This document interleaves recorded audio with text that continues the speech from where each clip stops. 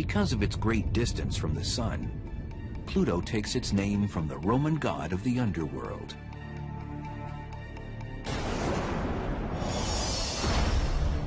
At its closest, Pluto is 2.7 billion miles from Earth. Its diameter is 1,485 miles, half the width of the United States. It takes 248 Earth years for Pluto to orbit the Sun. And a day on the planet is equivalent to about 6.5 Earth days. A 150-pound Earthling would weigh only 10 pounds on Pluto.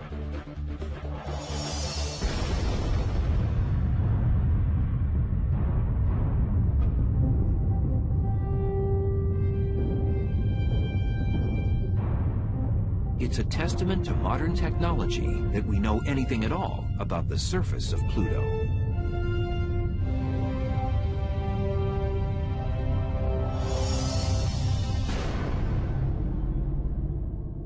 We can hardly see this thing. Even with the Hubble Space Telescope, we get maybe 4 pixels across, maybe 12 pixels total. But even with that, we see that parts of Pluto are as dark as coal and parts of Pluto are as bright as snow. Even from afar, scientists can measure the composition of the planet. They believe that the bright areas of the surface are made up of 3 types of ice. Well, one is carbon monoxide, one is methane, which is the same as natural gas. And then the third is nitrogen, the same stuff that we have breathing here in our atmosphere. The dark areas are probably solid rock. The darker areas are almost certainly silicates of some sort. Silicates not unlike the rocks that we see here. That means there's silicon in them and there's oxygen in them. We're up here in Rocky Mountain National Park in Colorado. There's some snow around, there's some rocks around.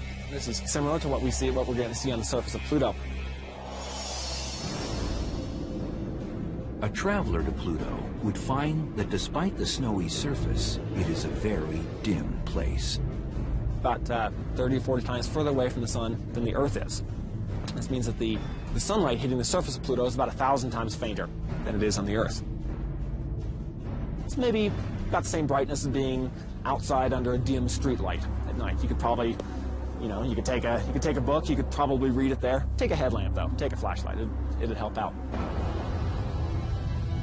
Its distance from the Sun also makes Pluto one of the coldest places in the solar system, with a bone-chilling average temperature of -388 degrees Fahrenheit. And because of its small size and low density, gravity on Pluto's surface is far weaker than on Earth.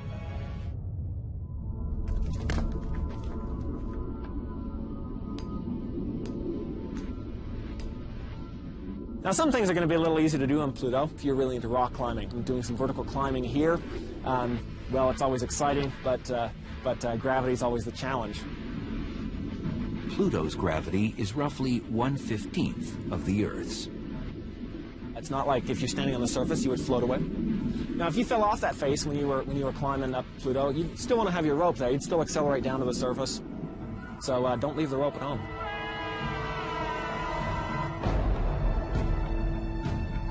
Scientists would love to chip away at the surface of Pluto, because hidden within its rocks is a whole missing chapter in the history of our solar system.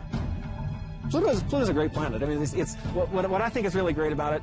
It's sort of the ultimate time machine in our solar system. It really shows us what the environment of the solar system was like 4.5 billion years ago when it's formed. The surface there is much more ancient than you're going to find almost anywhere else in the solar system.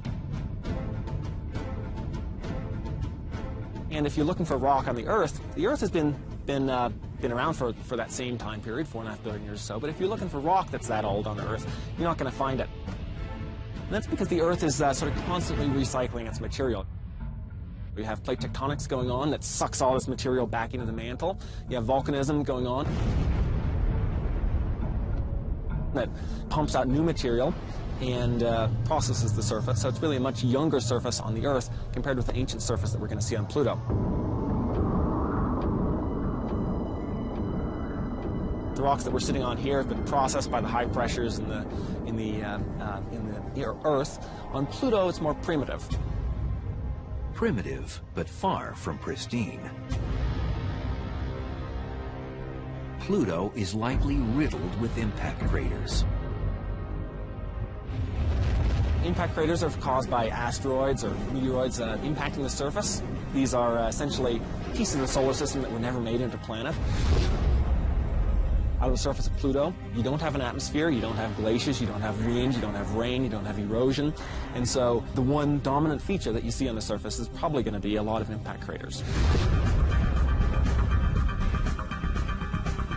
Pluto's pockmarked surface undergoes a transformation as it orbits near the Sun. Under the additional heat, some of the frozen gases evaporate to form a temporary atmosphere. As Pluto recedes from the Sun, the gases freeze again and fall back down to the surface.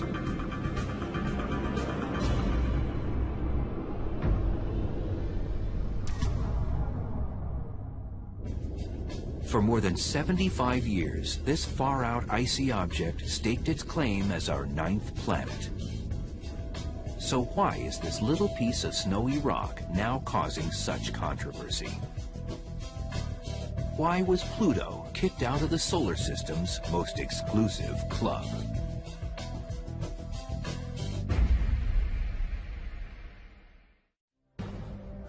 It's a quiet office at the Caltech campus in Pasadena, California. And it was from here that Pluto's demise as a planet began. But astronomer Mike Brown was never looking to destroy a planet. Equipped with Palomar Observatory's 48-inch telescope, he was seeking out Pluto-sized worlds at the far reaches of our solar system. And in 2005, he found one, an object bigger than Pluto, with its own moon, both orbiting the Sun. When I first found this thing that's bigger than Pluto, I was looking through the images that the telescope had taken just before, and I found it in the screen. And did a very quick calculation, realized it was bigger than Pluto. And the very first thing I did was picked up the phone and called my wife and told her I just found a planet. Indeed, if Pluto was a planet, and for more than 70 years it had been, then why wouldn't Brown's new world be considered a planet too? I thought it was the 10th planet. For a long time, that's how I described it. It was a planet, and so I definitely felt like I had found the 10th planet. It's 5% bigger than Pluto. It's probably made out of the same materials on the inside, rock on the inside, ice on the outside, and a little thin layer of frost on the very outside that sometimes puffs up into an atmosphere and sometimes doesn't. Very similar to Pluto in that way. It has a moon that goes around it once every 16, 17 days. Pluto has a moon also, so it's, in many ways, I like to think of it as almost as twins. This is just the twin that just ate a little bit more when it was a baby, got a little bigger. Brown considered naming his object Xena after TV's warrior princess, but eventually the name chosen was Eris, after the Greek goddess of discord. As it turned out, this name was entirely appropriate. The discovery kicked off a firestorm in the astronomical community.